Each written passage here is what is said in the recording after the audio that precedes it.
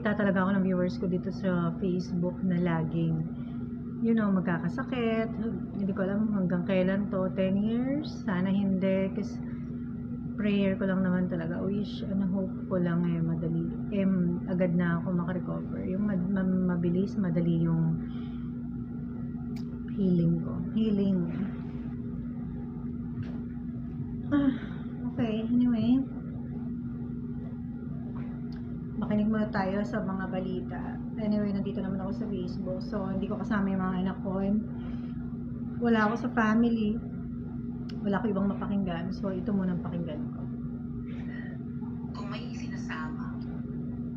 Yung ibang narinig ko dito, medyo narinig ko na sa iba. Pero, kung may ma-replay siya, replay ko na lang. Wala siya sa Pilipinas, pero ang balita kasi niya ngayon, yung mga, wala dito yung First Lady, sa Philippines daw. Daming detalye. Yung mga pagpapakulong sa mga vloggers, cite and contempt, ganon. Kapag di sila nag-sorry,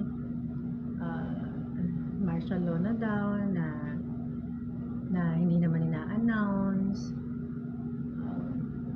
And then, baka daw di matuloy yung eleksyon dahil na magkakagulo. Yung mga ganon, yung mga balita. Siyempre, nakakatakot talaga yung mga balita na ganito na parang ayaw ka na mabuhay. Yung parang wala nang point para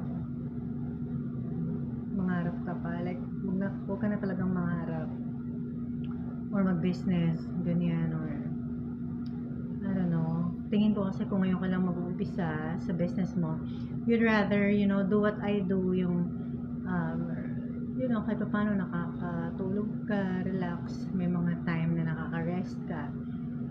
Stressful pa din kasi mag-iisip ka pa din, makikinig ka pa din sa mga vloggers.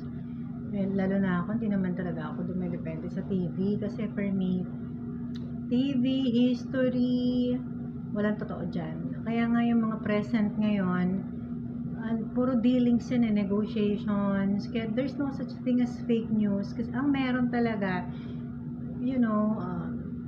intention, mabuti at masama. Tapos, pero sabi nila, mahirap anuhin yun Kasi pag